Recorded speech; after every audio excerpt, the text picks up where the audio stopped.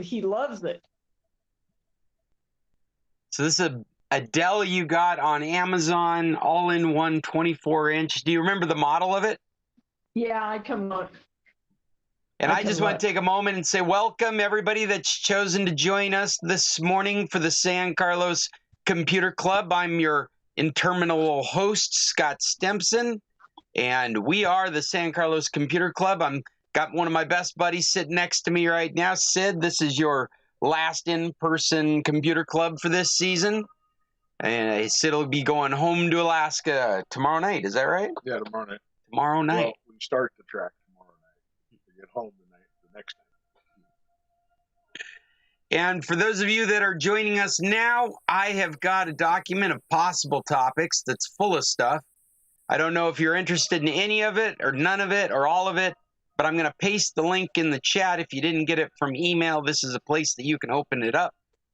And on this link, you'll see some questions and topics. And top on my mind is Big Jim heckling me because I sent out another announcement of this being a virtual meeting. And he wants to go back to in-person meetings. So I got to do something about that. I can't have him booing my emails. So, Jim, if you catch up with this later, yeah, I'm definitely thinking seriously about maybe having in-person meetings. Okay, and Linda, you're showing us your new all-in-one. Did you get the model number off of it? Yeah, it's the Dell Inspiron 27. I guess it is 27. 7700. 27-inch. It's 7700. We didn't get the touch one. Okay. Why? And the touch one was more money. So this was $9.99 actually.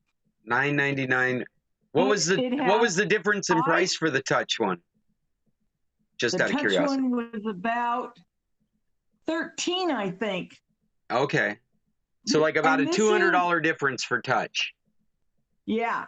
And this is i7 11th generation. Well, that's great. That's the most recent is 12, and they're just starting to hit the market. So this is right. Yeah, this is the 11th gen. You said and i7. This has 12 gigabytes of DDR4 RAM, 256 SSD, plus 1 terabyte HDD. Kind of a hybrid configuration. Like you put the operating system in your programs on the SSD for performance, and then you use the hard drive for your storage. Yeah. It has a 2-year on-site, 6 months Dell Migrate. Now, that was from Dell? Yeah, I bought it on Amazon, though. But the 2-year on-site was part of the Amazon package. Yeah, 2-year on-site, 6 months Dell Migrate, and Windows 11 Pro. Hey, do you know what Dell Migrate is? No. I don't know, but they used to let you migrate products across the border, where you could buy a product in the United States, bring it down to Mexico, and then change the country of origin so that you would get support as long as they had support in the country, they would allow you to change the point of origin so you could get support in that country. I don't know if that's related or not, but when you say Dell Migrate, that's one of my feelings. Maybe Dell Migrate is them helping you remotely move all your data from your old computer to your new computer. I have no idea. I'm looking it up right now.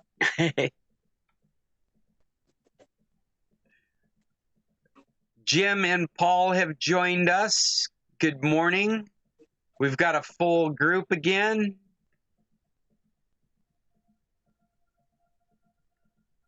And do we have any topics that anyone has brought to the table for this meeting this week? I just want to remind you, we may do in-person meetings at some point, and the way we'll do them is written at the bottom of the document I've shared. Linda, were you going to add something? Okay, Dell Migrate. Yeah, Dell Migrate. will help move files and settings from your old PC operating system that is installed on your old PC. Is Windows 8.1 or above. Oh, great. So it's Yeah. some transitional software to bring you into the new computer from the old one. Yeah. But the migrate that I want is from my old laptop onto the new one. Right. Well, it That sounds like a syncing. Sounds like a syncing, which is a very nice feature. well, Yeah. But that isn't where I want to sync. I want to sync from my old laptop to the new laptop I bought. maybe I misunderstood the description. It was about moving your data off of. I thought it was moving it off of your old computer, putting it onto your new one. Did I misunderstand? Yep. Yeah, that's what Dell Migrate is, but that's not what I want to migrate. Well, aren't you describing what you want to migrate as moving stuff from your old laptop to this new computer? No. Oh, Moving my old laptop to the new laptop I bought. oh, I'm sorry. I misunderstood. You got two new computers. What's your new laptop? It's a Lenovo Touch.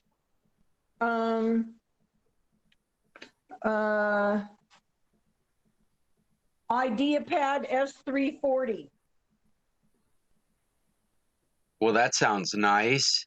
So, Yeah, it's an i7. I only like i7s because they're speedier. yeah, they can be a little hard on battery life, but compared to Macintosh technology, all Intel products are hard on battery life now. So that's what I want to migrate, because what's happening is my old Lenovo is 10 years old. And when I do turn it off and turn it on, I'm getting green and pink on the screen, and it takes almost 5 to 10 minutes for it to go away. And I don't know how to fix that. You know, if your laptop is old enough to have a screen with a fluorescent light source, that's probably what's going on, is that bulb is going out. Oh, okay. That pink description and that period of time you're waiting to, I don't know, heat up, for lack of better terms. Yeah. Yeah, that's all really a common problem with screens with a fluorescent filament. Well, it's As it goes bad, it's part. And the frustrating thing about the light source for a panel like that is that you can't replace the bulb. You got to replace the whole panel. Nobody just replaces the bulb. And so yeah, Okay. you're ready for a new computer right. because of So that I bought screen. this nice little Lenovo. I've had Lenovo's. I really like them. And this computer just lasted all. This computer was a Windows 7 when I started. So Well, do you have one disk available to you? Do you have a no, subscription to Office? no, I don't have a subscription to Office, and there's Okay. no CD on the new one. So you could do a it wouldn't bring, well, you could do a manual backup of the other computer simply by grabbing every folder that's under the user account and dropping them in the user account folder of the new computer. Now, Would that move programs? it will not move programs. And there is not, in the Windows world, there still is no way to move programs. I'm sorry, Linda, go ahead. Okay, so if you have your photos on Google Photos, but that already transfers over. Well, and remember that Google Photos, unless you're paying for storage space to store the actual size photos, you've probably chosen to store them at a lower quality to take advantage of the small amount of space. So though those photos are of a great quality, even the lower qualities, they're not copies of the originals. They're, for all practical purposes, a completely different copy of the photos.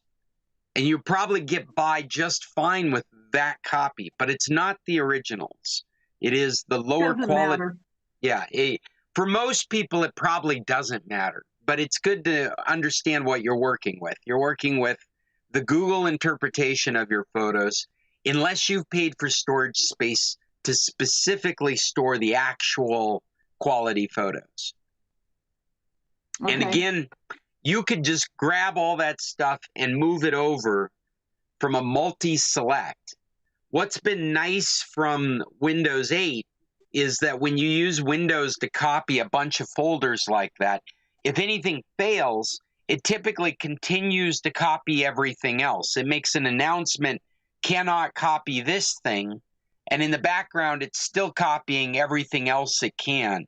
And that used to be the frustration up until Windows 8, was that if it failed, it would just sit there and it would stop copying anything until you dealt with the message. So that's a real rudimentary way that you could get everything from one computer to the other. Is you could Well, how plug. about on my passport? Well, that's what I'm thinking. Is you could plug in your passport drive, and you could select your user folder from that computer, your user account folder, and just drag that over to your passport drive. And that's going to take a while depending on how much contents is in your folder. And then I would Okay. suggest just for well, you know, I'm going through just generations of Windows, and I guess it doesn't matter because since Windows 10, there is no easy way to transfer settings, background image. Used to do that all the time with Windows all the way up to Windows 8, actually. You could copy your folder in its entirety, and it really mattered what name you used for your new account, because then it could just take over your old folder. But we have not been able to do that since Windows 10. And it has to do with security. And so the best you can hope to do is bring all your files over. Your settings, what you could do is you could sign into your Microsoft account on your old computer, and you could turn on the function for bringing over settings. And that would synchronize with your Microsoft account. And then when you sign in with your Microsoft account on the new computer, theoretically, those things will come over. Now, in practice, I've seen that to be a little spotty. Okay, well, I already did that Okay. maybe I should let Dell migrate my laptop onto to that computer and then forget about my little tablet and just my new laptop and just use it the other way and let them migrate it over, right?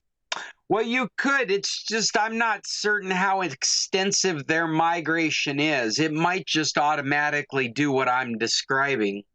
Because of settings and applications that cannot be migrated over, they may not even worry about it. They may just dump all your data where it should be on your new computer, which may work just fine for you. It'd essentially be taking that manual job I just described and doing it automatically. Okay. Kind of confusing. What is it that's confusing? How to do it. How to do it? Well, you've drag and dropped files before, right? Well, I have all the computers integrated together. So, I mean, as far as my, my favorites and my setting and all that, they're all the same on all the computers. I don't have separate ones. I was just thinking about some of the other stuff that I've saved on my laptop that aren't on the other one. Yeah. So, I mean, that would be the easiest way to make sure you got everything, was just to bring the user folder over. Everything in the user folder, all those folders can be just copied right. We're talking about Windows 10, right? Yeah. Yeah, your 10. old computer's Windows 10, your new computer is... So where do you go to do that? Under Users, the C drive. On Windows 10? Yeah. Yeah, if you go into Yeah, your because I didn't convert this laptop over, this one, to I'm 10. The other one, they converted over to 11. oh, okay. Well, it's the same folder structure. I mean, you're quite literally just sticking files in the same location on the new computer. So you're taking all the files out of My Documents and you're putting it into documents on your new computer. You're taking all the files Okay, out of so I'm in the photos document. or pictures and you're sticking those in the Uh-huh. pictures folder. Okay, so I'm on my documents. So now what do I do on my docs? Well, if you wanted to do it folder by folder, you could just take the documents folder. Okay. So if you go to but- my PC or you go to this PC and you go to the C drive. In fact, let me Go to bring the up Go to this PC. you see the C drive and then go Okay, go to and users. Go to the C drive. And then you should see Okay, and your go to user user. account there. I Are you got looking at my users. screen? So then it's Double up to click you on how you user? do it. You could go into the user folder and you could take documents, pictures. When we back up a computer, we just grab the entire so I'm on- folder because we don't want to miss anything. Okay, so I'm in users. I went Linda's PC, and now it shows A bunch of starts folders. with Android, goes to like Rainlander, VP Unlimited. It goes. All these are listed. OneDrive, pictures, music. So what's going to matter and then to what do you you in that new computer is going to be the same folders. It's going to be what's in pictures, what's in documents, what's in downloads, what's in music, what's in Okay. links, what's in favorites. So So you there. could just grab the Now what do you entire do? folder of Linda's PC and you'd have everything there with you. And then you can move those things into the corresponding folders on the new computer.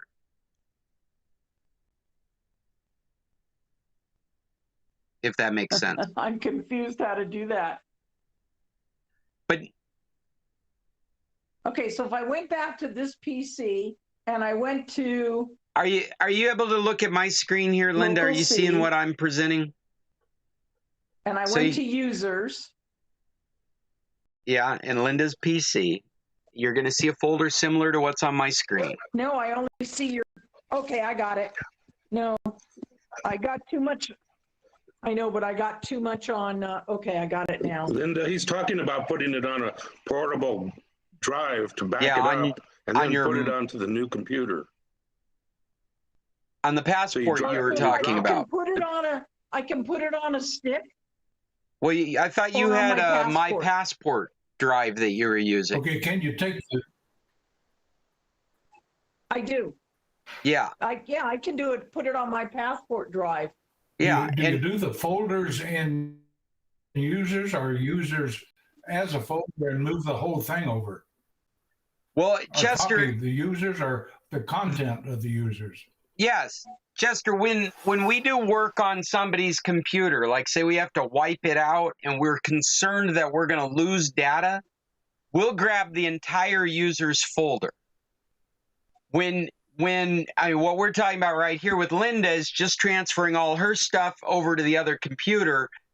I would take the user folder just for clarity, just because it's so much clearer. When we do a backup, we try and get everything, and then I The whole piecemeal thing. the things that matter. And I'm just trying to help her bypass some of those steps by going how right about after the her stuff that's account. on your desktop, like my TurboTax and all that. Yeah. So you'll find that in your desktop folder under your user account. But you'll still need to install TurboTax to use it. Yeah, TurboTax and all the last. Mm-hmm. And the same with any and then Windows those will 10 all come back up? applications. No. You'll have to reinstall all your apps. There is no way to move the apps over. In a Oh. perfect world, in a perfect Microsoft world, Okay. you would install only Microsoft Store applications. And then when you got to the new computer, you would sign into your Microsoft account and you would re-download all those apps again. And the settings would be stored in the cloud so that when those apps got reinstalled in your computer, you would pick right up where you left off on the other computer. Right now, we don't live in that perfect world. And so some of what I'm describing works, and some of it you have to reinstall and reset up for yourself. We're almost there. But right now we're talking about data. We're talking So about should the... I put all my TurboTax on stick? I'm not sure. Is that where you want it? I think she means to move. Well, I've got all my TurboTax under its own file, TurboTax, for the last 3-4 years, since 18. Well, are you asking if you should use So- TurboTax to make the backup onto a stick? Because I know Intuit does that stuff. Should I back all those? Should I put all those TurboTaxes on a stick rather than on the passport? I don't understand the context save of the them? concern. That I'm way I sorry, could just Linda. save I mean, them on the sure, if stick. you want to, if that's where you want them. But I mean, that's a personal preference. I don't know how to advise you on personal preferences. Well, I think what she's talking about is for the transfer. Well, why would you put it on a different storage media? It talking? would just get more Me, complicated. Sid. So you're talking about moving everything over to Would the it be new better to computer? just, Yeah, I would keep it all together. Keep it simple. who's Yeah. talking? I am. Sorry, there's two of us here. Well, I think the question is, Here, let's put us is the both on camera. TurboTax files, Yeah. she's talking about programs or data. If it's TurboTax data, like copies of tax returns and Yeah. information, then that should be under my documents. But if Well, it's and- programs that are over, can't go with Yeah. programs. And No, they're and just to copies of the tax add on to return. Chester's Yeah. thought, it's no different than Word documents you have or pictures you have. It's just data. And so I don't understand why you would be thinking about separating it into two different. You just create more work for yourself. It makes more sense to me Okay, to but- keep everything together so that you can do this transfer all at once. So I should put it in this PC? I have it in a separate folder, but is it also in this PC? So when you say it's in a separate folder, do you mean in your documents? There's a folder in your documents? Where is your separate folder? Well, under like quick access, I got desktop, downloads, documents, pictures. Okay, all right, wait, And I've wait. got a couple things. And then I've got TurboTax. Okay, and if you go into that folder, where does it reside? It's just like by itself, I think, unless it's in this PC too. Well, why And don't all you, my TurboTaxes are if you look at, listed. Linda, if you look, there's an address bar at the top of the File Explorer, and it should show you where it is. It should list the folders that it's sitting in. It should be my documents. That's what I would think. I would think it would be under Documents or the desktop. Okay. So let me see, I'm gonna bring up TurboTax 2021. Well, we're talking about your quick access list, right? Yeah, Okay, if you click on TurboTax in won't the come quick on. access list, Linda, with the right mouse button and choose Properties, then it'll bring up and show you the location of where that folder exists. In fact, let me switch over to my screen again, and I'll do that action. Here's my quick access list. I'm sorry, I feel stupid. Well, maybe we're just having a communication problem because it's very simple. Maybe I'm just not being understood. Here's the quick access list you're talking about. You can see it on my screen. And I have a folder called Audio. So with the right mouse button, I'll click on Audio, and a context menu will appear eventually. And then down at the bottom, there's properties, and I'll just click on properties, and it brings up the folder properties okay. window. And here under type, it says location. And that shows you where that folder is located in your system. Okay. Now, in this case, in my audio folder, it's in Okay, so my if I root. right-click TurboTax,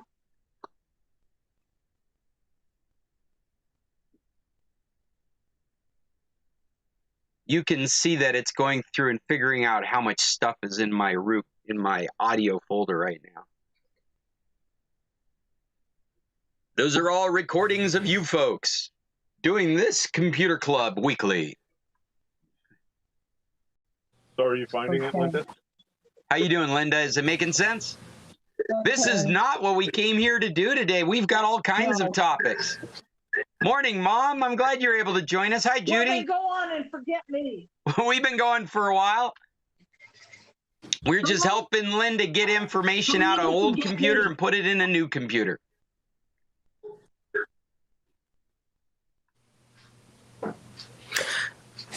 Are you sure there's something in that TurboTax folder? So what do you mean?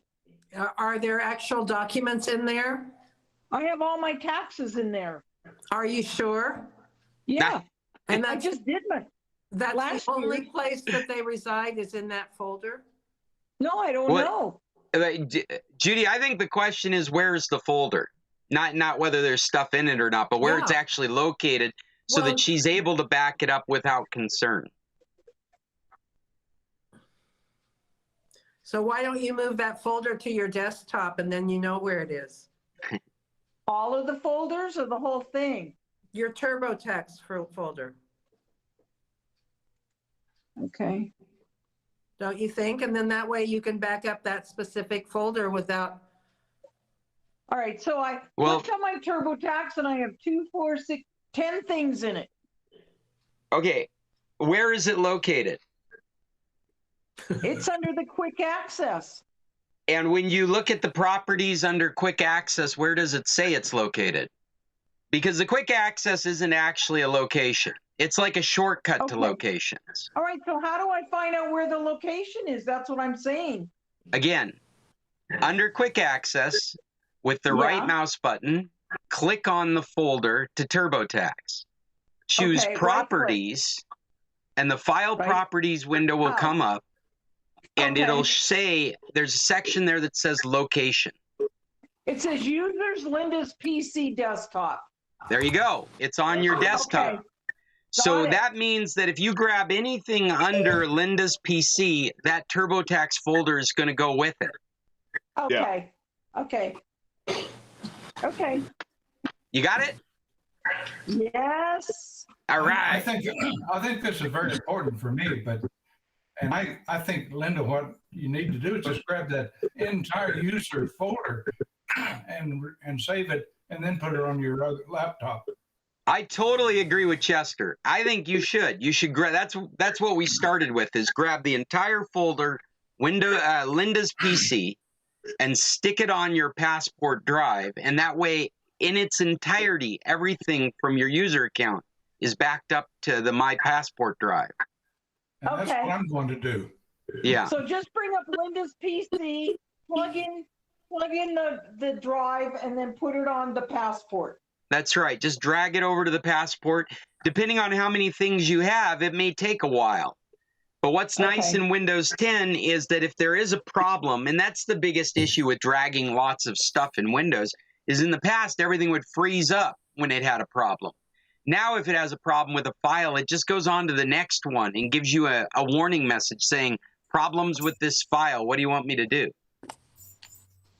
So Okay. it's an easy thing to do, to just drag and let it roll.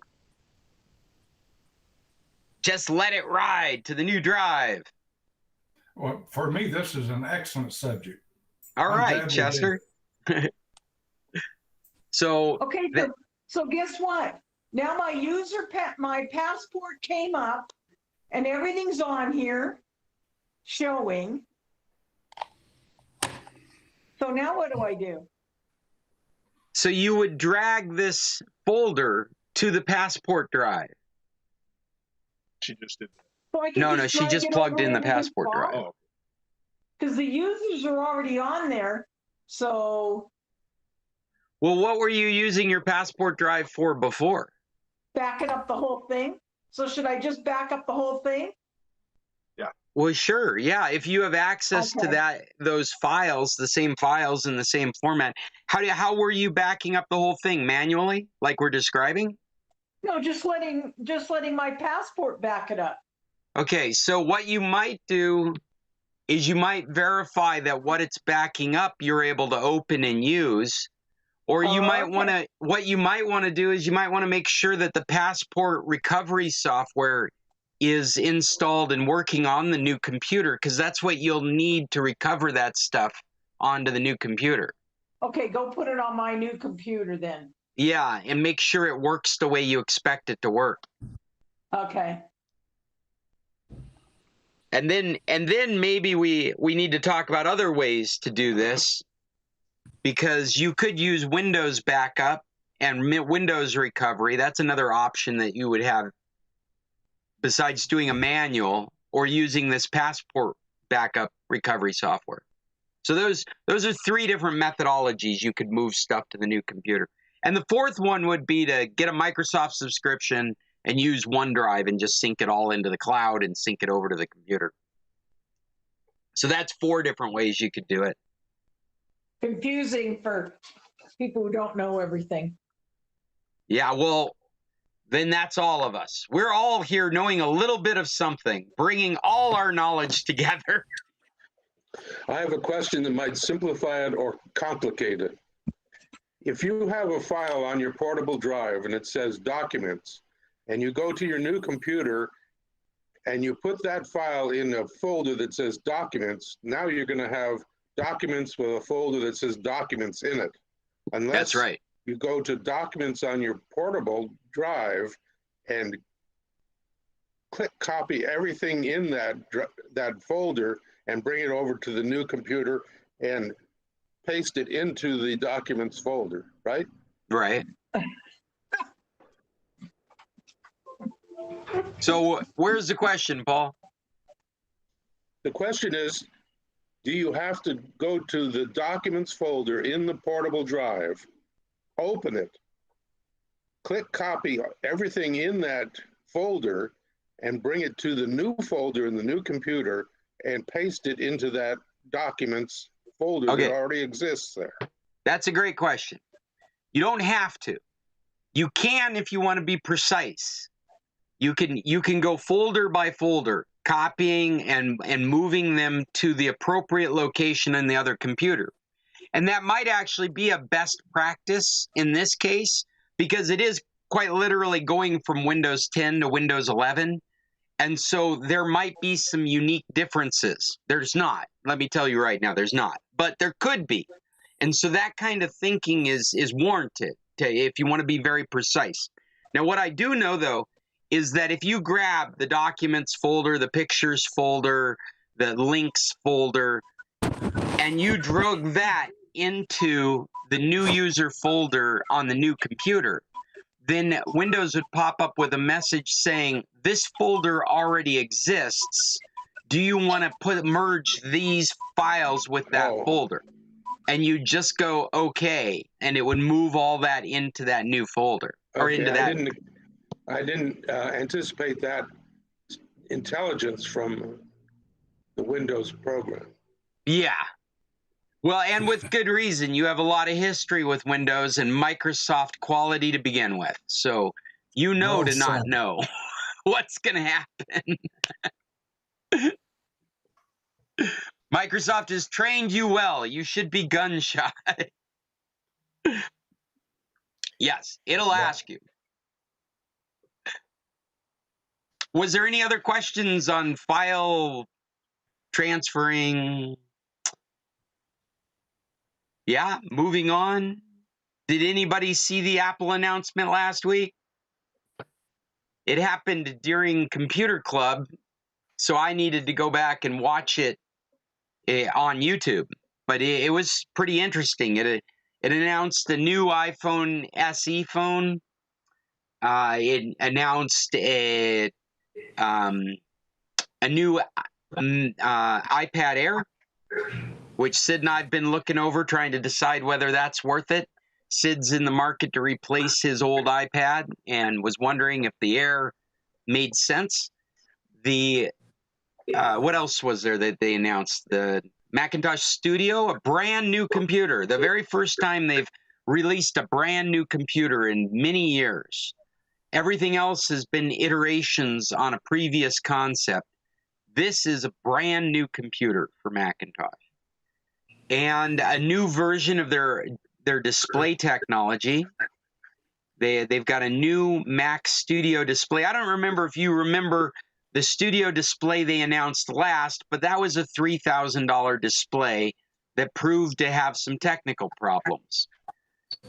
This display, however, is an $1,800 display, so it's on discount for $1,200.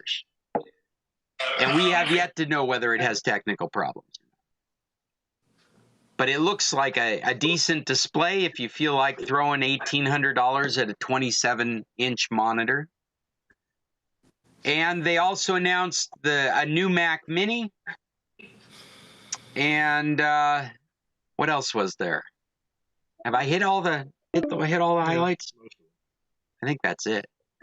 Oh, and I'm getting a message that our call is ending in 10 minutes, so we can talk it down. Just to make everyone aware, though. And the SE is only $429. Yes, almost $80 more expensive than the 2020 version. I have not looked specifically at a compare and contrast between the two. What is said in Apple propaganda is that the new SE has the same hardware for the camera, same form factor. So all your charging, all your covers and cases, all that stuff should be the same. However, it does sport the new A15 chip from the iPhone 13. And they say that chip with the same camera hardware makes the iPhone SE camera better. I don't, we'll have to see. It's the same optics, same sensor, same mechanism. However, Apple says that because it's an A15 instead of the A12, it's a better camera. So we'll have to wait and see. It's that small size that the SE is known for, that 4.7-inch display. I think Jim just picked up one of those phones for $349. And so there is an article going around the internet right now comparing the 2020 to the 2022. I just haven't had a chance to read it. Jim, did you want to say something? Oh, just that US dollars. US dollars, that's right. I'm sorry, Jim. What is it in fake money? about 4.25, I think, or something like that. Yeah. But yeah, so the new SE equivalent would be $80 more than the last one. So that $350 price point that was such a nice price point, now you're in decision making whether it's worth an additional $80 versus throwing in a few more $100 for whatever the latest. What's impressive about this phone, I think, is its size and the fact that it's got an A15 chip in it. It's just a lot of power to have in that small 4.7-inch display. There you go. That's the old one. That's the old one, and this is the new one. There's no bars on the back for the like that. Okay. But otherwise, it's identical, and the button has a different feel to it. It's a different kind of button. But otherwise, okay. They're identical. Maybe the new one's a little bit thicker, but it fits into the same cases and so on. Okay. And you were replacing which model with the SE? Was it an iPhone 6? 6, yes, an iPhone 6. That's why I chose it, because it fitted all my cases and stuff like that. Yeah. Very cool. Yeah. So This went right back in the same pocket as the old one. Oh, I know what I missed in the announcements to tell you folks about is they announced M1 Ultra. This is the very first time they've talked about this chip. So the lineup is M1, M1 Pro, M1 Max, and M1 Ultra. And Ultra is a completely different kind of beast. They have different tiers within the Ultra chipset. But what's significant about it is it uses this coupler, this interconnect, to allow two M1 chips to connect to each other. So what this does, if you've been following the Apple technology, when you get an M1, you get more than a CPU. You get the CPU, you get the RAM, and you get the SSD. You get the secondary storage. Whenever you're buying a Mac product nowadays, that's what it is. You're talking about an M1, you're talking about an M1 that has a certain amount of RAM, a certain amount of hard drive space, and a certain number of video cores and processing cores. And forgive me, I just don't have those numbers in front of me. It's something like 10 CPUs, 16 GPUs. That's the way we're rating these chips now. Is they don't have one core, they don't have two cores. They've got like 10 cores for video and 10 cores for regular processing. And then they have an amount of memory, which would be like 16 or 32, all on die. This is all etched into the silicon. And then you've got the hard drive, which is also etched into the silicon. So you've got 128 gigabytes, 256 gigabytes. Some of these chips are now going up to 2 and 4 terabytes etched on the silicon. So what that means is really fast performance because the interconnection of these concepts are all etched on silicon. There's no wires, there's no buses, there's no third apparatuses connecting the memory and the CPU or the hard drive and the CPU. These things are not interconnected with wires anymore. They're designed right in chip. Well, what the M1 Ultra is their design language for connecting two of these chips together. And we've done that for many years. We've done multi-chip architecture in the PC world and in the Macintosh world with their G processors. And Intel's done it with their Xeon processors, and that's what Apple was releasing their Power PCs with. What this interconnect needs, or has needed in the past, that technology has been a rather slow technology, and it's cumbersome, and it requires outside the chip technology. And this M1 Ultra technology, it does it right on the die. So they're really taking two M1 chips and they're doing this interconnect, and I'm doing all these hand gestures like people can see me. You got two M1 chips and this interconnect that's new, and all that's fabricated in the same silicon. So you physically get a bigger chip. But this interconnect is the fastest of this type of technology. It's 2.5 terabits a second. And one of the significant things they've done here, well, they've got two real significant things. One, literally doubling capacity every time they decide to do this. So they take an M1 that has an SSD of 128 gigs, and they have coupled it with another M1. Now it immediately has 256 gigs of space. It had 16 gigs of RAM. Now it immediately has 32 gigabytes of space of RAM. So it is quite literally like sandwiching computers on top of each other. Still, you can't do it later. It's got to be what you purchased. Even though they've put two chips together, you can't buy one chip and add the other chip later. This is part of your purchasing decision. So that's a drawback from previous architectures where you could add chips later. But I wouldn't be surprised if we start seeing architecture like that out of Apple. This is their first hurrah with this stuff. Intel's been messing around with this for years. This is Intel's first release, and this is what their first release looks like for the PC power platforms. So this doubling will have its own tiering based on what chips they're doubling. And so you can see that all in their new computer called the Mac Studio. And the Mac Studio is the very first designed Macintosh computer, the first new Mac computer in many years. I can't even remember what was the last new computer, because the iMacs have been around forever now. Well, basically, it's an upgraded Cube. Well, yeah, but the Cube was discontinued for being a horrible computer. Well, yeah, but it is the first new computer. I want to say the iPad Air was probably the last new design iteration that was made. And I'm getting call is about to end. now we're in 2011, 2012. I'm going to open up the other meet because it's ending right now.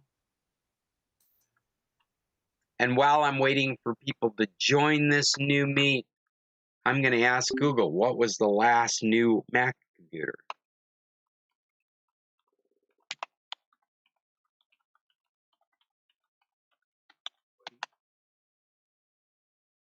Ready? Let's join now. People are getting knocked out of that meeting and coming into this meeting. View all, admit all.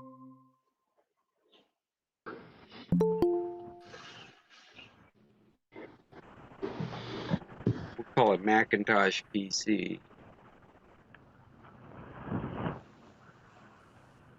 Nobody has a good answer for that question. Oh, there's the evolution chart. Yeah, but this is a completely different computer than what they've had in the past, and it does look like a fat mini. In fact, I heard. Your voice is messed up. What's that? Oh, now it's better. Oh, it's Your working voice. again? Yeah. I have a quick question that I hope other people appreciate. Yes. Okay, I recently installed the app, WhatsApp. Recently installed WhatsApp. WhatsApp, because we birders here want to use that to communicate. So that was fine. I was getting chats routinely, but now I've got a screen that I cannot get away from, and I cannot look at the chats because it says Google Drive backup. Oh, yes. And it says select a backup frequency. Well, I don't really care to back it up at all, but there's no option for that. You want to back it up. It says daily, weekly, monthly, never. Oh, never. Okay, I didn't see the never. I'm sorry. Yeah. And then it says end-to-end encrypted backup off. I think I want to stay that, keep that. I want to press never. Okay, now I'll say done. Maybe it'll work for me here. Oh. So, Paul, since we're Yeah. on this topic, let me say at the very least, if you need to switch devices, if you're buying a new phone and you're going to Yeah. put WhatsApp on that new phone, the way that you would be able to bring all your chats over would be to back it up. Otherwise, Okay. WhatsApp will start out fresh on that new device with none of your previous chats. So back it up to Google. Yeah, I'm a big proponent of backing up to Google because, well, I typically don't replace a device unless it dies. Yeah. And so I'm not interested in taking the risk of only backing up when I go to switch it over. So I let it back up periodically, daily. I let a backup go to my Google Drive. And that's actually a topic that we haven't talked about, but apparently that space used to be free. And now a change has been made where that cuts into your Google Drive space.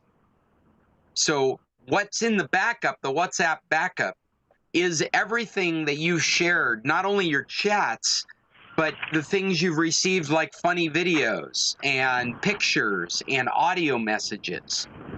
And so Yeah. that has some real weight at some point as far as data. And that weight is being applied against your Google Drive, whatever subscription you're on, whether it's the free tier or you're paying for space.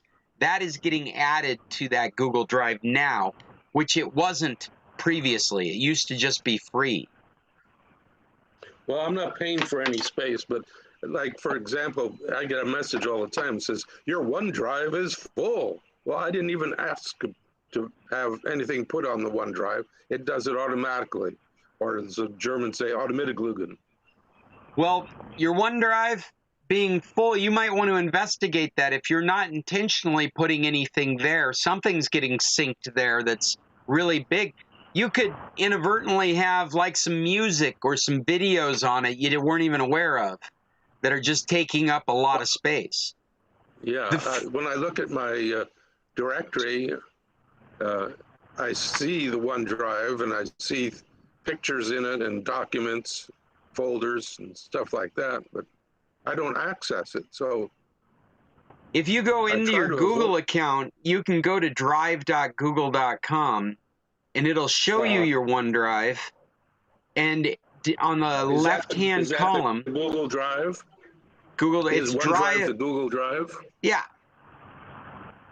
And on the left-hand corner at the bottom, it will show you how much storage space you have, how much you're occupying, and it'll list the files in that space. You might oh, I'm sorry, Chester. I just wanted to finish with, you might see a bunch of stuff in there that you don't care about, and you can just select it all and delete it, and the problem's gone. Oh, okay. And I think you'll find out it's mostly your WhatsApp backups. That was the exact problem I was having with it. I had the same thing happen. OneDrive kept coming up every couple of days. It's like, you're full. And when I cut off the WhatsApp backup, I haven't had a problem since. Yeah. So you've got stuff in there. Maybe your WhatsApp is so big it exceeds the free account. There's 3 people that call me on WhatsApp. Mm-hmm. And you're one of them. How much do they charge? Well, then you're already exceeding capacity before WhatsApp. There's just no space left. The only thing on it is WhatsApp. If you look at your WhatsApp, it'll actually show you how big your backup is. There's a gigabytes it will take, kind of a warning to let you know how much you're going to be backing up. I'm bringing it up right now. You should be able to see this in your WhatsApp, I think, because it's actually your. The only difference would be a Windows version or a Android version versus a iOS version. Well, when I looked up my OneDrive, chat backup, did just what you did, and I kept seeing all these backups from my WhatsApp. So what I'm showing Sid right now is the size of the WhatsApp.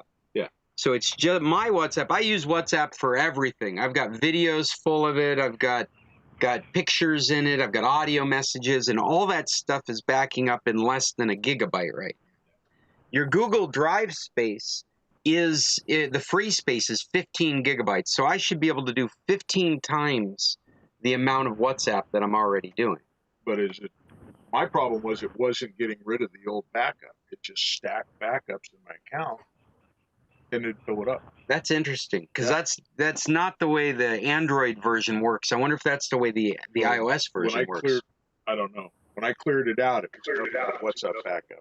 So are you hearing this, Paul? Because this may be your situation. Is you've got something that's backing up to that Google Cloud that's not eliminating the older versions, and it's just accumulating in there. It could be something like Sid's experience with WhatsApp. It could be anything that would behave like that, though. Yeah, I dealt with the same thing last year.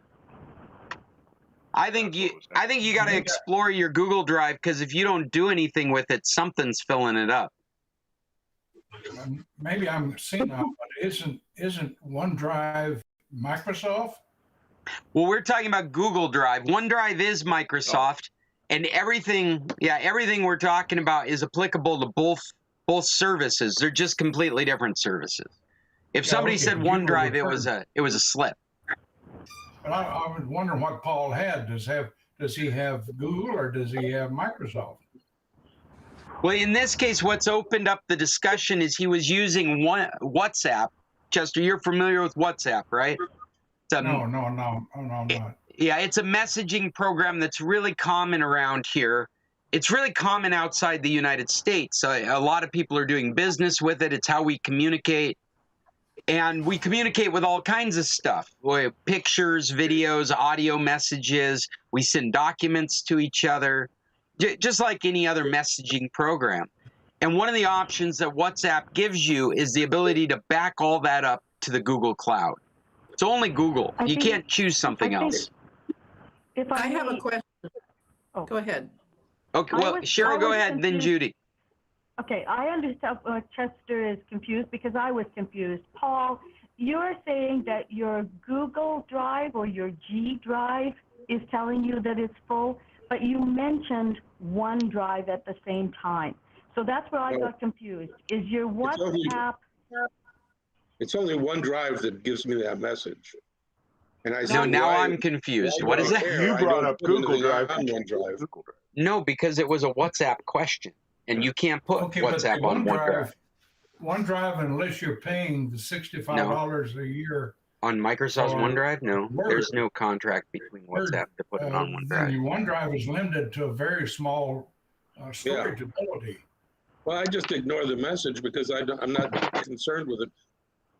But So, I also have so it is Dropbox and- OneDrive that you're getting the message from, not G Drive, Right. not Google's Drive. Okay, Right. well then, and I mean, we have Dropbox for photographs that we share between computers, but that's the only thing that I back up special. Well, unless you're Well- paying for the larger storage of OneDrive, you're very limited in what that drive can hold. Yeah.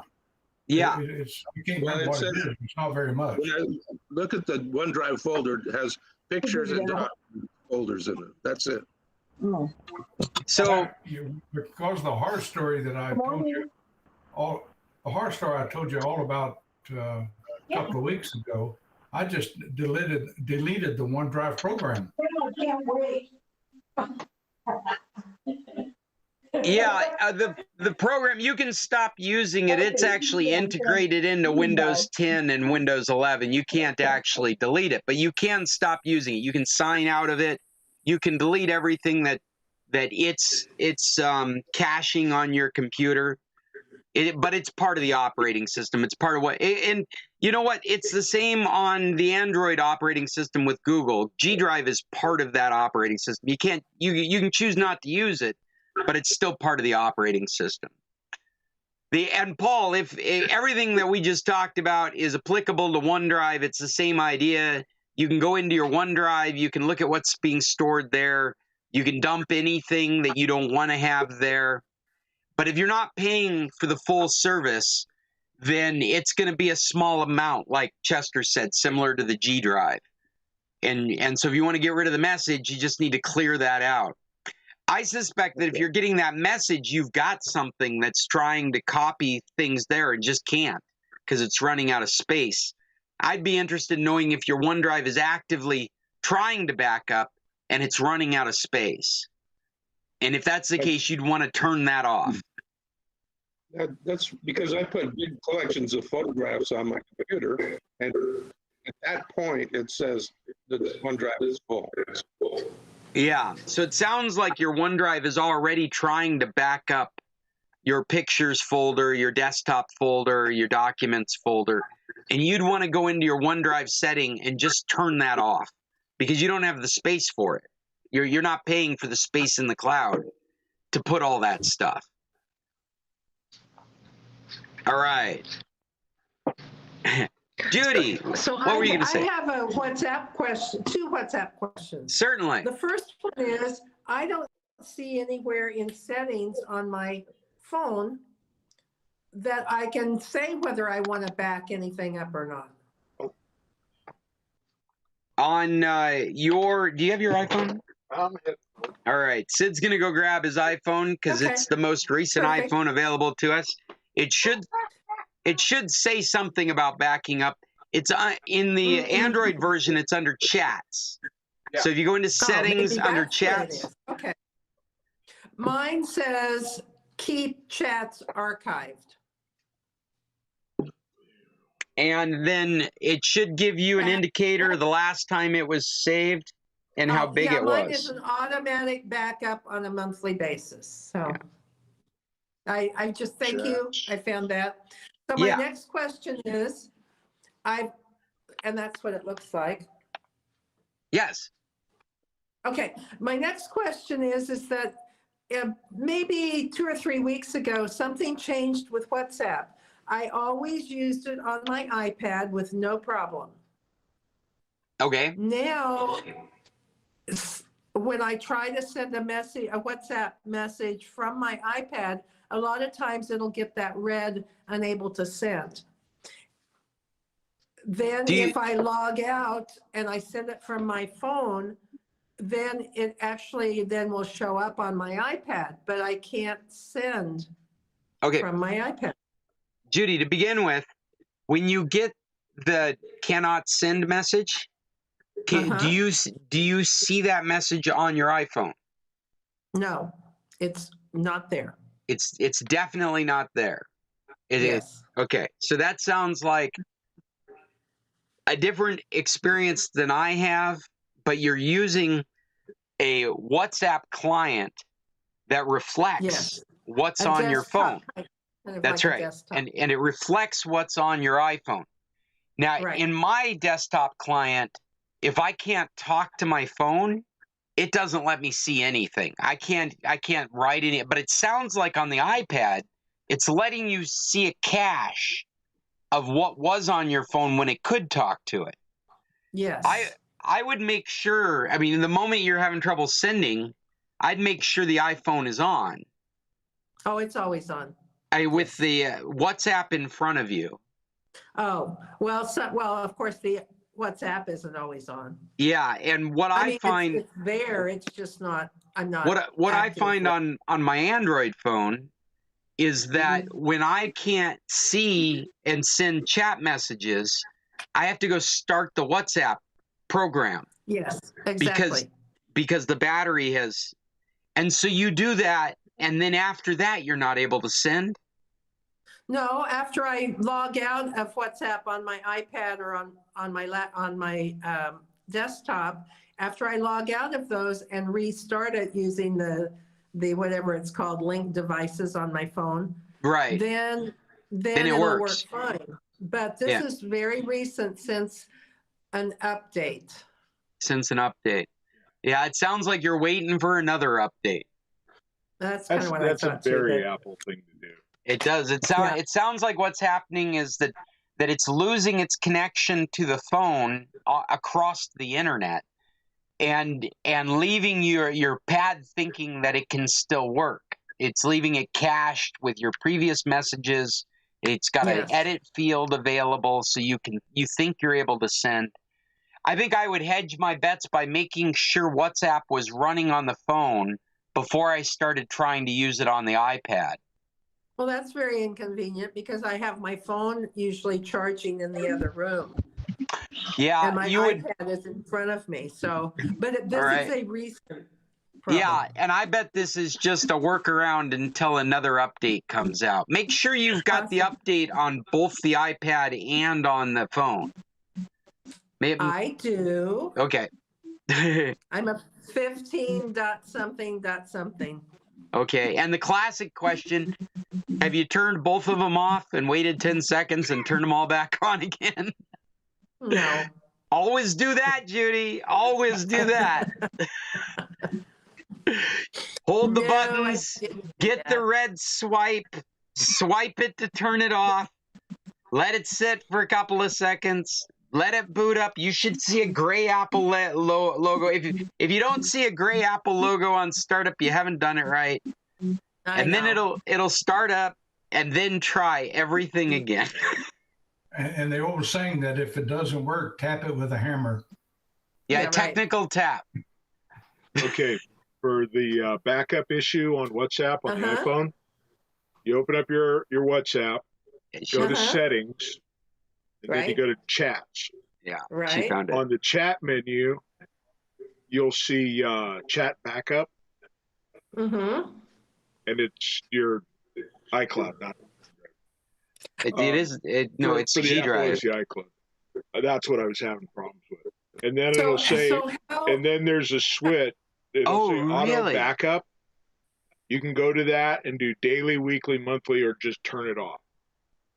And then there's what is also yours? How often do you set back yours up? when I get rid of the phone, Yeah, Sid's having a problem with it because it's it kept filling my iCloud. iCloud. It's iCloud, And not I haven't G Drive. I haven't played And with that's this. what And mine is too, iCloud. Mhm. Yeah. if you got an iPhone, it's going to back up to iCloud. Right. But I haven't had this I haven't dealt with any of this since I shut it off, and that was over a year ago. I'm looking at a message here My on iCloud. Sid's that's telling him to sign in to back up his history. Yeah, because it wants to fill up my iCloud. Yeah. So yeah, no. When Now, I get ready back to, mine up monthly, but I'll remember that if my iCloud gets full, I'll turn it but off. back to there are 3 people I contact on WhatsApp. Him, Mhm. his daughter Emily, and Jose Luis. Because if I got in with Yuya, the phone would go off every 30 seconds.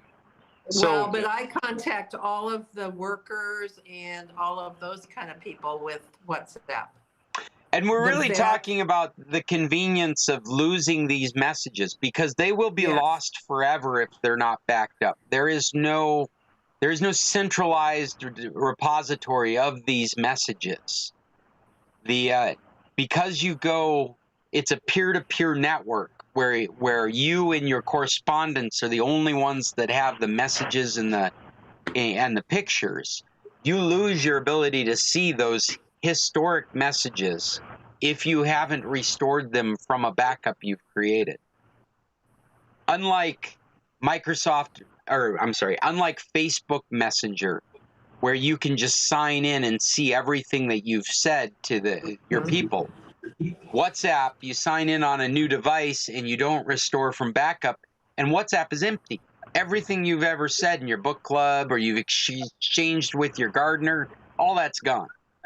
Right. So the backup is important.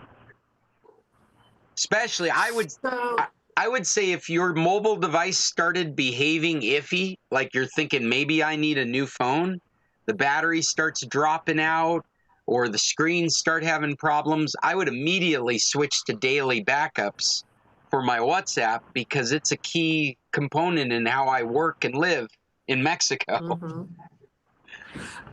So if I'm working WhatsApp on my iPad, but it's based on my phone, is it still doing the same thing when I have a backup set, or is it only the backup is only working on the phone app? Does that make sense? The phone app is what's working, and the iPad app is just a mirror of it. So Okay. when it backs up, it's going to the same place. It's the Okay. phone. The phone is the master. Let's just Okay. think about it like that. WhatsApp requires a phone number to function. Yes. And yeah. So my question is, I'm looking at my WhatsApp settings and it says linked devices. I have an iPad that does not have a telephone SIM card, right? So can I link my iPad to Yes. my iPhone Yes. WhatsApp? Yes, this is what Judy's talking about. That's Judy's I don't situation. have a phone SIM card in my iPad. I think that's overkill.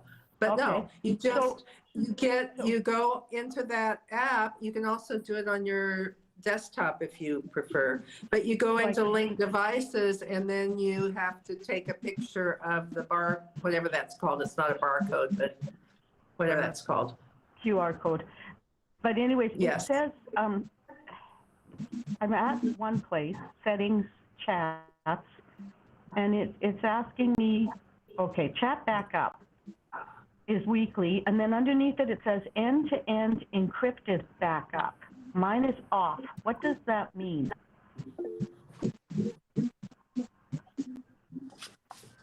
Sorry, Cheryl, what was the question? End-to-end encrypted backup. Okay, they're just asking if you want extra security on that backup. Probably assign a password to it. So when it comes to restoring from the backup, you'll have to have that passport to open it up. That password to open it up. I said passport. Oh, I see. It says when you turn this on, no one will be able to access your backup, not even Apple or WhatsApp. Right. I don't think I want that. I'm not a big proponent of unnecessary encryption. There are too many circumstances where human error causes you to lose your information because it was encrypted. And I would totally be into encryption if I was working for the government, if I was in the aerospace industry, working with the maquilas. I find that there are security concerns that you have to meet. But as individuals, as you and me, Cheryl, I don't like additional encryption. I think that that kind of security is overkill in most cases, and it puts you in a position where recovering data is much more difficult, if maybe impossible.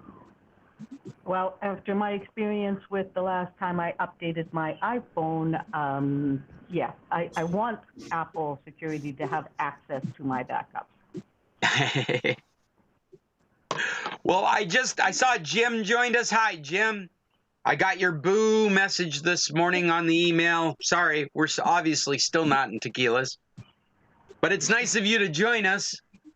And I've put the link to our document of possible topics in the chat in this meeting.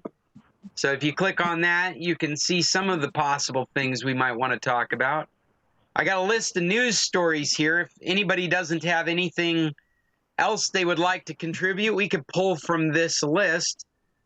One of the things that I thought I want to hear you guys fight over the federal requirements for human interaction in automatic vehicles being withdrawn. What do you think of the fact that the federal government's now saying if you can build a car that drives itself, a human doesn't need to be able to drive it? We're pushing our way down this futuristic path where you can jump into an Andy cab, and if it starts going haywire, you just have to hang on because there won't be any controls for you to drive it. I wonder if an automatic car, an auto-driving car, in the future, if it starts doing something wacky, you're going to have to pull out your phone and call the company and say, help, this car is driving ridiculous. I'm just making a bunch of funny stuff. Big because automatic stop button. a big automatic stop button. Just like on every piece of industrial machinery, big automatic stop. Yeah. That's a great, like on the train or the bus. Train. Yeah. Yeah, train. No, like the wood chipper's got that big button on the side you slap to stop it. They have them at the gas pumps. Yeah. That kind of stuff. That's oops, stop it. Well, so this is go ahead. The automatic machinery I know of, the stop button is fully automatic as an elevator, and they have big stop button, and then they have a little emergency call button. Yeah. I wish the guy that rear-ended me yesterday had been on automatic. Yeah, I bet you do. In fact, this is going to be the tipping point, right? At some point, we'll be like driving around in automatic cars and getting angry at people that are not, because they're the ones that are running into us. Yeah. I think this article from Rectors is really just an announcement of the next step in evolution with these technologies, that the federal government, it feels comfortable pulling this mandate off of these kinds of requirements. Well, go ahead. What do you got? Oh no, I was going to say, as part of the joke about the family vacation in the car, whole new meeting. Instead of don't make me pull this car over, it's going to be don't make me hit the auto drive button.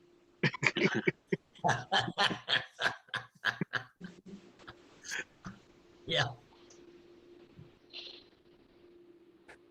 I like this picture. It shows somebody, I guess, trying to drive with their phone. He might just be taking a selfie. I bet he is.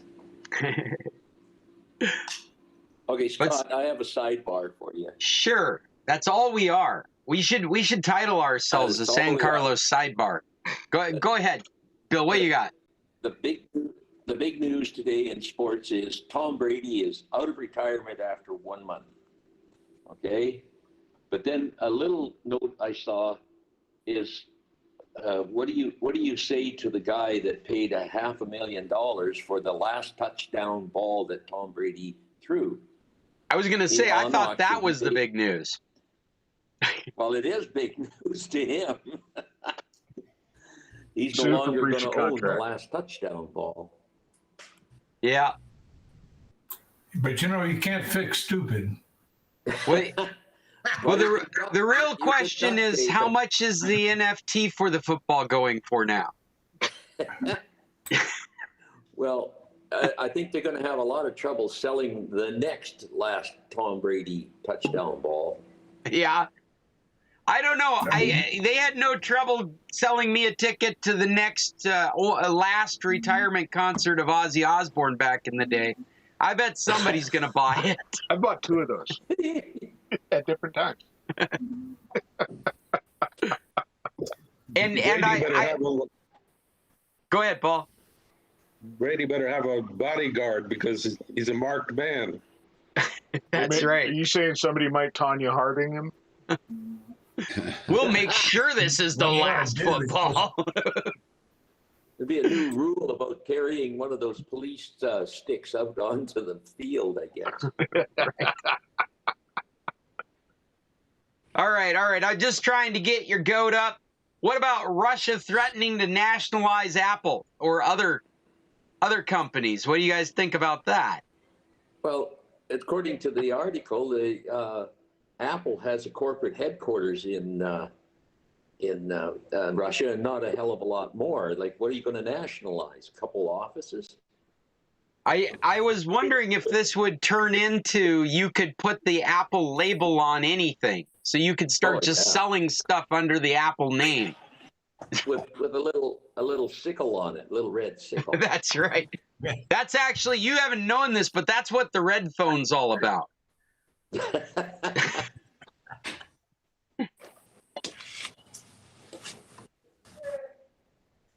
Yeah, I don't know how that would affect anything. It doesn't seem like they have any supply chains through there. It seems like all they have is distribution. All they have is consumption through there. So I don't understand how nationalizing would even work. Oh, tell them your conspiracy theory about Foxconn. Oh, well, we haven't gotten there yet. Oh, okay.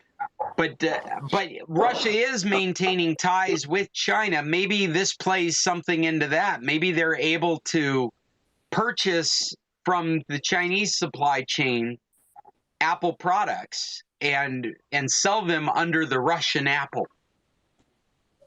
I do not know.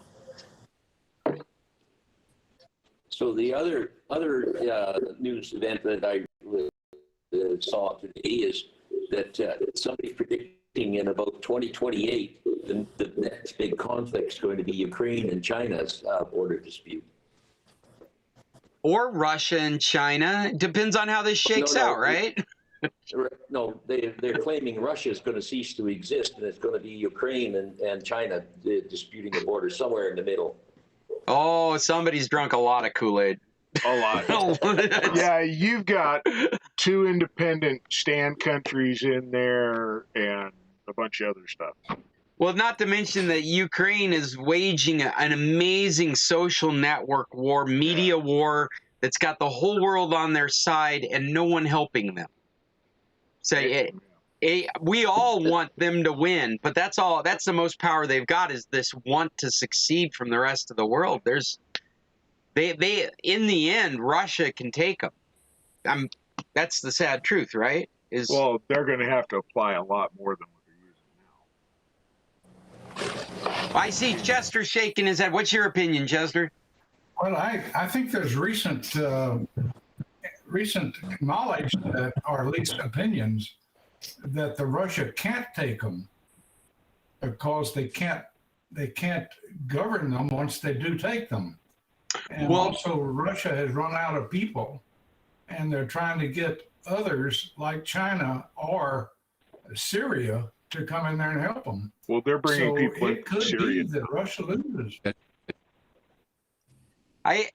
I don't know. Personally, my personal opinion is this sounds like news we want to hear.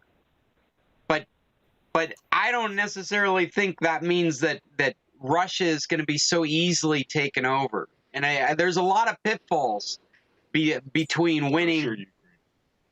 Russia. Russia has a lot of resources that are still not in use. They can always not back many. on to the nuclear threat. They can start doing Yeah. cyber war. Oh, Judy just got out of here. Are we running out of time? I wasn't even paying attention. I'm gone. Well, we've got some more articles. Are we out of time? I'm not sure. There's nothing telling me that we're out of getting time. close. We're getting It's close. 11:20. Okay. So we're a little over, but not crazy over. We're saying goodbye. You're saying goodbye too, Linda? Okay. Bye, Linda. Yeah. Well, I Bye. mean, since we're cycling out of here, I guess we could talk about recommendations unless anybody wanted to contribute anything to what we were just talking about. Recommendations are left for books, apps, websites, movies, TV shows, anything you think the rest of our group would be interested in. Has anybody come to the table today with something they'd like to share? Well, last week we added restaurants, did we not? We yeah, we did. Did you see that in the post? I made a list of restaurants. So Bill and Jim, one of you guys are going to talk about Tascari. I'm not sure what you're asking. For Uh, restaurant recommendations, it sounds like you guys have had a meal together. Well, the Tascari, the restaurant that's way up at the end of Beltroni's, the little fenced-in building with the outdoor dining that hasn't been opened so far, is opened yesterday, and I believe we were the first customers in there.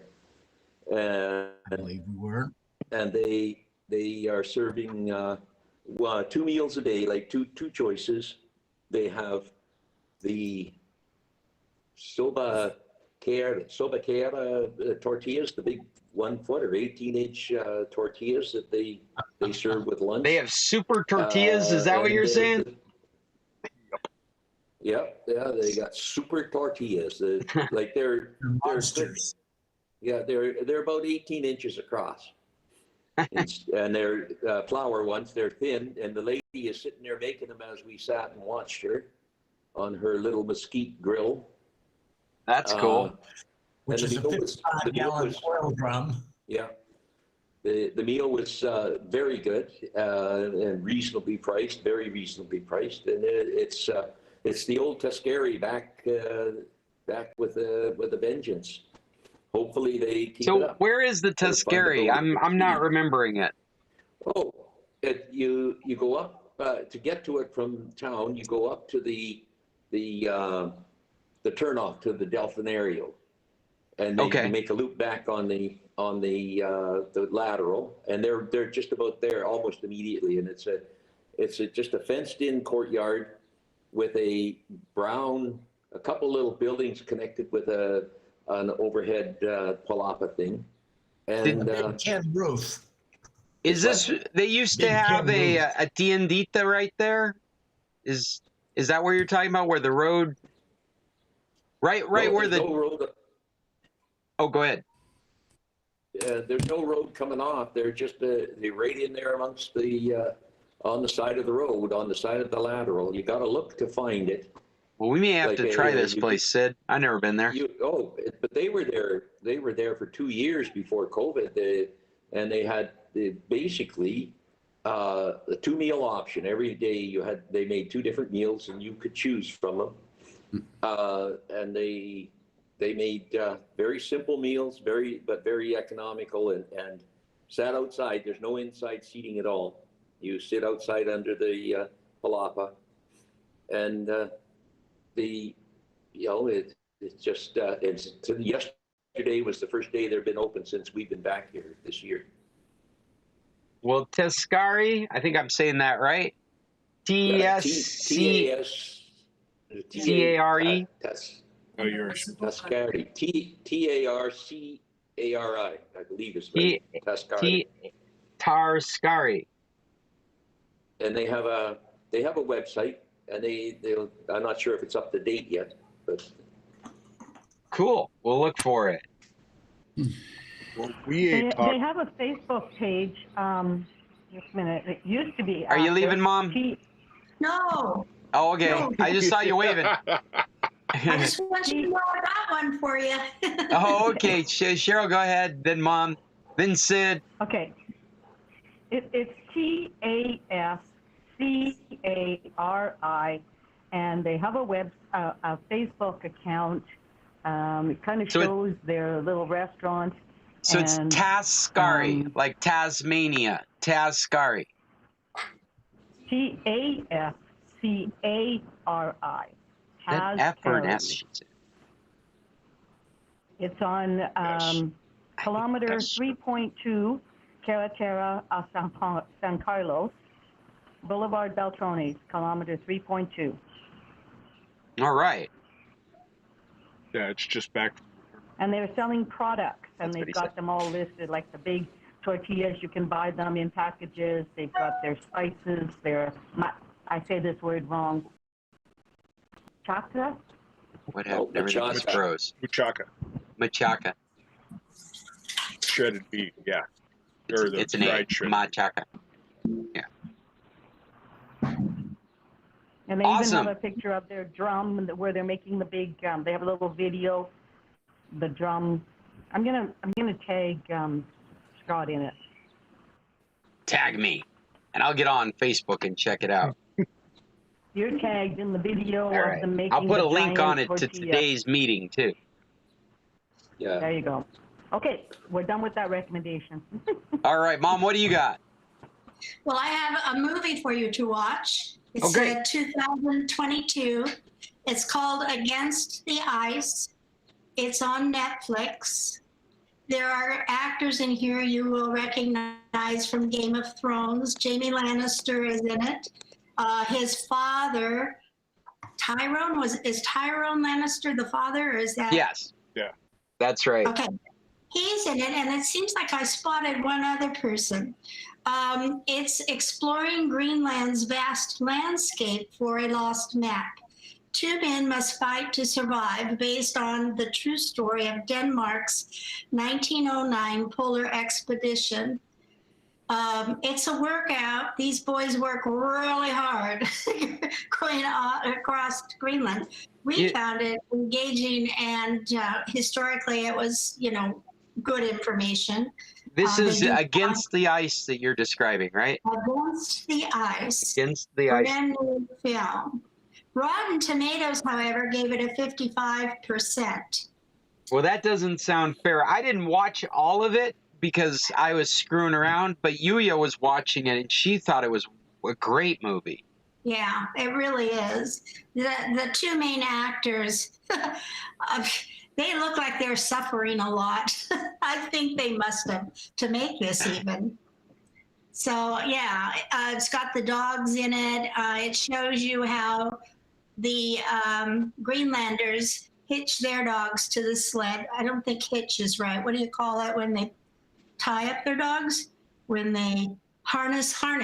The way they harness the dogs and run them is slightly different than the way we do in Alaska. Are they using the fan method where they're all spread out? It or in a looks line? like that, but they don't really fan out. I've seen the fan method done really well in Russia.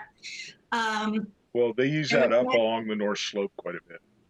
Yeah, oh, they do. That would Yeah. make sense because they're not going through trees, right? Most of Yeah. our dog teams go through forests.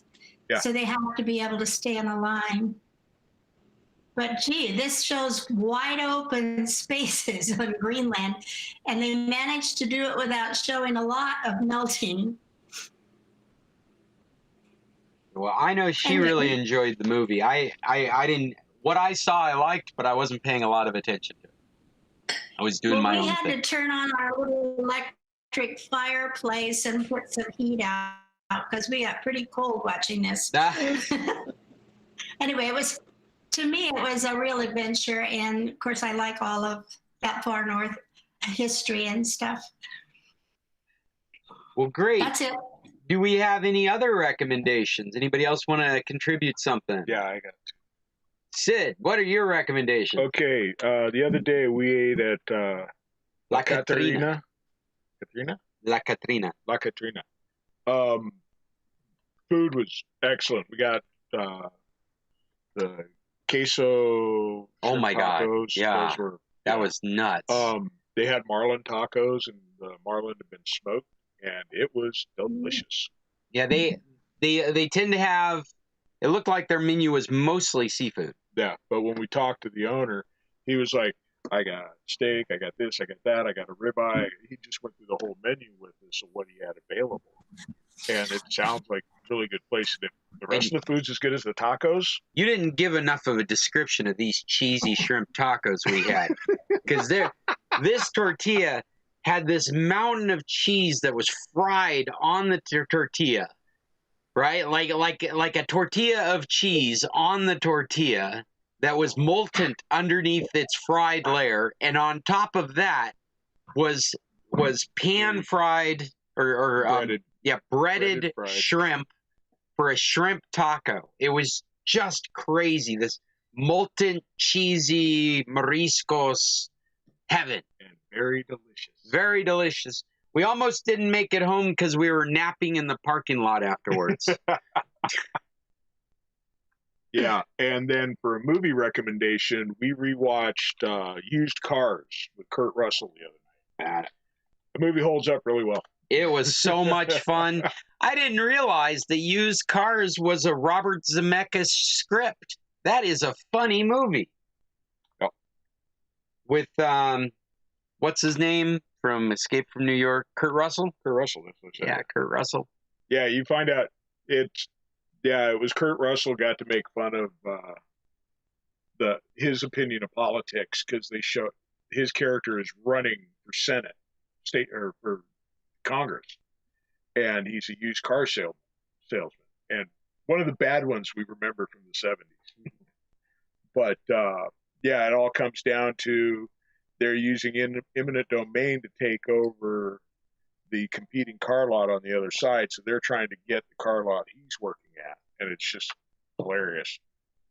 But then when he gets the money he needs to make his donation. All right, you're sharing the plot now. You're sharing the plot. If you haven't seen Used Cars, it's a recommendation. The Kurt Russell film from the 70s, right? Yeah, it's from the 70s. Yeah, somewhere.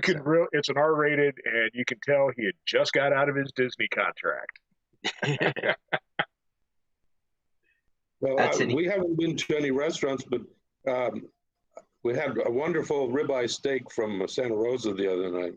Oh. Peggy split a $12 steak. And then Sunday, it was really tender. I was so surprised. Very delicious. Did you have them cook it for you? No, I cooked it on a cast iron frying pan. Oh, okay. Yeah. Because they on Sundays they got that grill rolling, and you can buy and have them cook for you. The other thing was on Sunday I was there at 11 o'clock, and they were putting out carnitas. I didn't know they sold carnitas. I guess it's only on the weekend, and that was a special treat. We used to get it from Tony, but we haven't tried that lately. Hey, I want to make a recommendation. We went to the movie theater and saw The Batman. You're shaking your head. You wouldn't recommend it? I totally loved it. If you like Batman, go watch it, but I thought it was great. It was a poor representation of Bruce Wayne, but it didn't matter because you spent most of your time with the Bat. And it was 3 hours long, and at the end of it, we were surprised that we were like, really? That was 3 hours? It went by very quickly. It's a dark movie. But it really, really well done. If you're a Batman fanatic, you might find some faults with it. But in general, it was a really, really good interpretation of the Batman. Sid doesn't agree. But I've known Sid for over 20 years, or almost 30 years, right?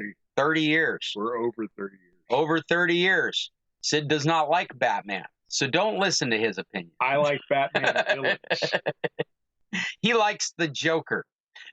Well, not just the Joker. I mean, this is the best representative of one of the most known criminal elements in Batman. Oh, so you liked the Riddler in this movie? No, the mobster. What's the mobster. Falcone. Falcone.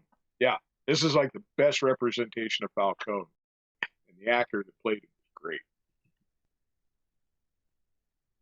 So, if you're just looking to waste 3 hours of your life on a movie, I recommend the Batman. Wait for video. Have we got anything else before we wrap up today's computer club meeting? Any last? I have a question for you. Sure. The theater, how was it for COVID? Were people masked? What was going on? Well, first of all, you know that our entire state is green now. Also, the movie theater was full of masked people because you can't be there without a mask. You can buy snacks and you take off your mask and you can eat and drink your snacks. And really, I feel like that's just license to take off your mask. And I look around myself and people that aren't eating have their masks on. I felt obligated to put my mask back on. So that's the report from COVID at the movie theater. It's a masked world in Wymus. I'm really curious how long they will continue. The mask mandate has not been lifted. If you hire me to come over and do work at your house, I will do it 100% wearing a mask. You don't necessarily have to wear a mask, in my opinion, but because there's a mask mandate, that's how I'm doing work. Well, and we spent Saturday and Sunday north of the border in the state of Arizona. And yeah, I wore a mask and I was the only one in a couple of places. And I walked right past the signs at the Mesa Gateway Airport that said masks are mandatory. And the number of people that had no masks in sight was quite evident.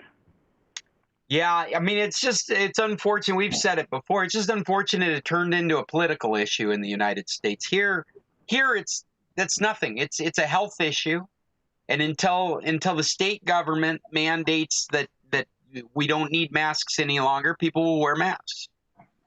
Yeah. And it's only you want to find the biggest deviations from this mandate are here in San Carlos.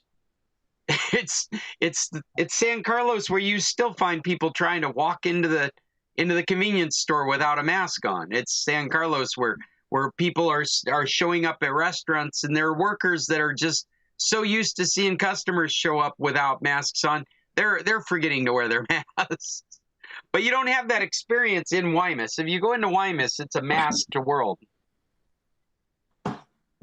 Well, I just saw that we're running out of time on this meeting, and we have gone over by almost 40 minutes. We should wind our way out of this, and if anybody has any last-minute things they want to say it now or forever hold your peace until next Tuesday at 10 a.m., where I might be broadcasting from Tequila's. We'll see what happens. That's what I was going to ask, because I missed at the beginning there what was said about in-person meetings. So it's still up in the air? It's still up in the air, only that I did not have a chance to get organized. I've been playing with Sid, and I haven't had a chance to get over there and test things and figure out what my new setup is going to be so we can maintain this virtual meeting and have in-person meetings. So That's Okay, Scott. it's Yeah, I went all there this Sid's morning. fault. Yeah. I went there this morning and there was no one. I know. When they are going to be very happy to have us back. Hey, if you need somebody to help you test it out, let me know. All right. Well, I'll definitely be looking at doing it in the next week here. So I'll let you know. Well, I'm interested in any reason that gets me over to Tequila so I can eat chilaquiles. Very good. Oh yeah. Jim, are you listening to us? I know you don't have a microphone to talk to us, but this is how we're all thinking. All right. Tech on. All right, you guys have a good week and tech on. Back on. Scott, Yes. call your brother-in-law. He just came down with COVID. Oh, I heard. Yeah. We talked to Stacy yesterday. Oh, okay. Yeah. Just wanted to, Didn't he already have it? No.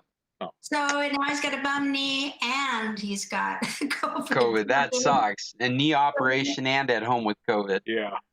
Yeah, that's not the way you'd want to spend your weeks, but Well, especially spring break. spring break. It doesn't have as much meaning when you're in your 40s and have 2 kids. Yeah, maybe. Spring break is just for napping, right? Knowing him, he's missing out on projects around the house he was planning on getting done. Oh yeah, I'm sure. Or other people's camping. houses. Other people's houses. All right, we gotta go. Everybody have a great week. Good to see you, Sid. Bye. See you later. Tech on. Till next Tuesday. Bye-bye. Bye-bye. All right. Well, hey guys, that was Scott Stimson once again forgetting to hit the record button. So this is all just broadcasted out onto the, oh, hey, look at that. I hit the record button over here. That's awesome. So I do have a recording of the before meeting.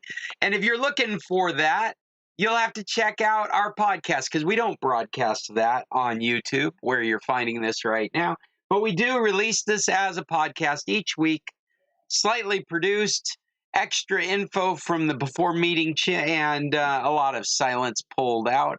We do an intro that's special. It's me and my family and friends each week. Check that out. If you're not interested in reliving the meeting, you should go to the podcast to at least hear our 2 to 3 minute intros.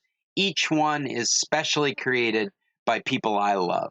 Until next Tuesday, this is Scott Stimson. Keep me in mind for any solutions you might be looking for to your computer needs on the internet. I will reach through the internet and help you remotely. Until next Tuesday, tech on.